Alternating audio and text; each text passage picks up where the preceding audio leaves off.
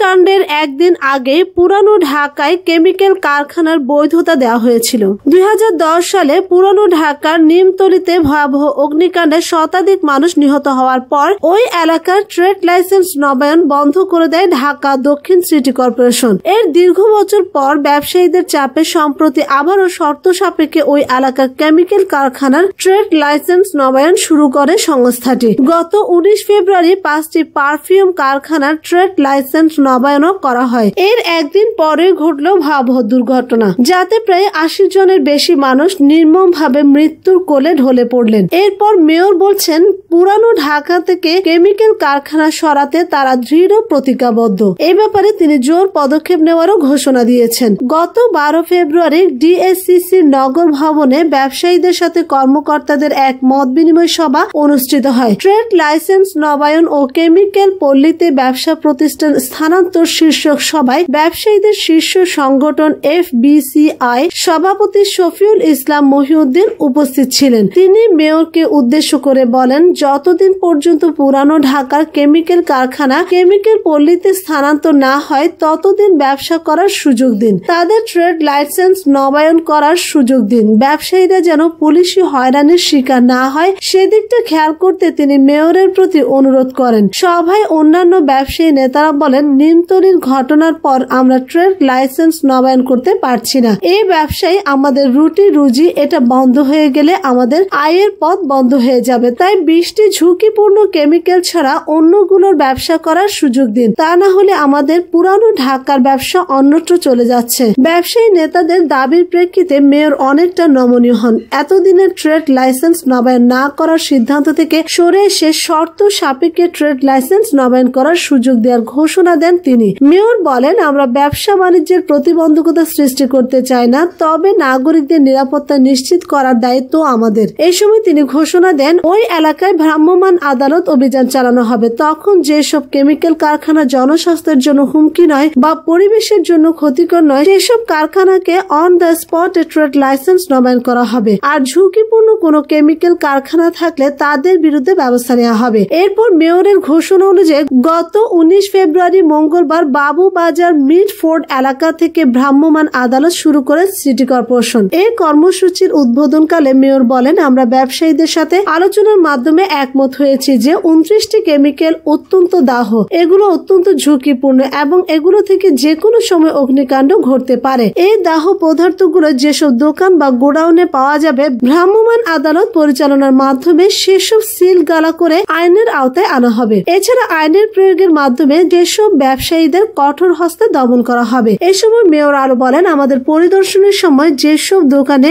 এই 29টি ঝুঁকিপূর্ণ কেমিক্যাল পাওয়া যাবে না তাদের তাৎক্ষণিকভাবে ট্রেড লাইসেন্স ও অন্যান্য সহযোগিতা দেওয়া হবে। দোকানদার ও ব্যবসায়ীদের পরামর্শ দিয়ে সাইদ খোকন বলেন, যে কেমিক্যাল গুলো ঝুঁকিপূর্ণ নয় সেগুলো স্যাম্পল হিসেবে দোকানে সাজাবেন। অতিরিক্ত কেমিক্যাল বোঝাই করবেন না। যেগুলো বিক্রি করবেন সেগুলো আশেপাশের বাসাবাড়ি বা গোডাউনে না রেখে একটু দূরে কোথাও গোডাউন করে রাখবেন, সেখান থেকে সাপ্লাই দেবেন। এই দিনই মেয়রের উপস্থিতিতে 5টি প্রতিষ্ঠানের লাইসেন্স নবায়ন করে দেওয়া হয়। এগুলো হলো Ripon perfumery and chemical, Umme honey perfumery and chemical, modern perfumery and chemical, Amin perfumery and chemical and Sajib chemical. এর পরদিনই বুধবার রাতে চকবাজারে ভয়াবহ অগ্নিকাণ্ডের ঘটনা ঘটেছে। এতে 80 জনের বেশি মানুষ মারা গেছেন, আহত হয়েছেন আরো অনেকে। ফায়ার সার্ভিস ও সিভিল ডিফেন্স এর প্রাথমিক তথ্য মতে রাস্তায় থাকা একটি পিক আপ গাড়ির সিলিন্ডার বিস্ফোরণ থেকে এই আগুনের সূত্রপাত। তবে এর পাশেই ছিল পারফিউমের গোডাউন,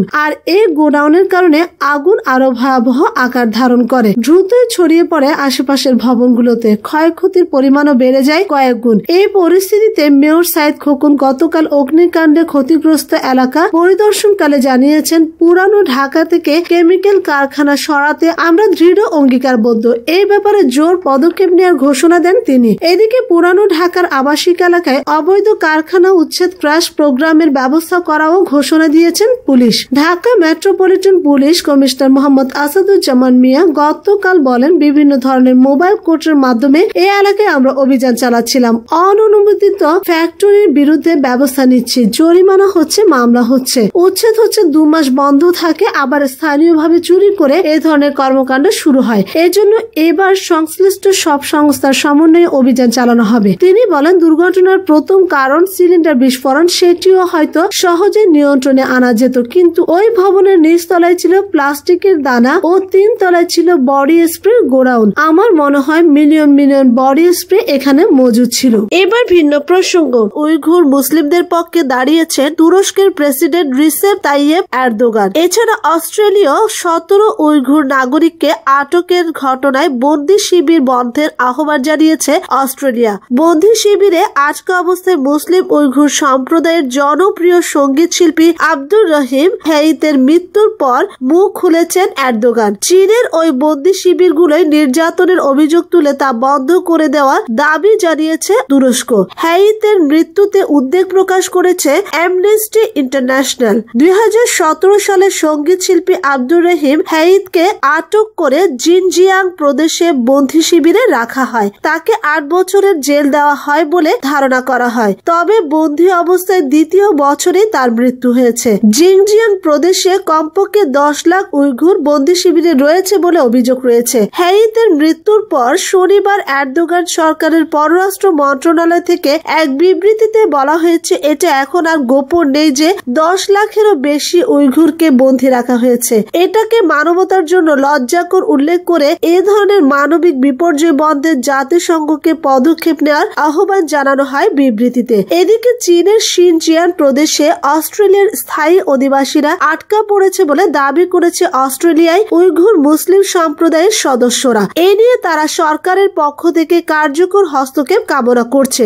যুক্তরাষ্ট্রের প্রভাবশালী সংবাদ মাধ্যম গার্ডিয়ান সোমবার জানিয়েছে যে অন্তত 17 জন অস্ট্রেলিয়ান নাগরিককে গৃহবন্দী কারাগারে অথবা সিনজিয়ানের পশ্চিম অঞ্চলের তথাকথিত শিক্ষা শিবির কেন্দ্রে আটক করা হয়েছে। এছাড়াও কিছু উইঘুর পূর্ব তুর্কিস্তানের উল্লেখ করা হয়েছে। আটক অস্ট্রেলিয়ার নাগরিকরা চীনে তাদের পরিবারের সদস্যদের সঙ্গে দেখা করতে গিয়েছেন। উইঘুর অস্ট্রেলিয়ান কর্মী নুরগুল সোয়াদ আটক 17 জনের ব্যাপারে গার্ডিয়ানকে জানান, তারা চীনে পৌঁছানোর পরে তাদের পাসপোর্ট নিয়ে যায় কর্তৃপক্ষ, কারণ তাদের হাতে চীন পাসপোর্ট ছিল, যদিও তাদের স্থায়ী বাসস্থান আছে।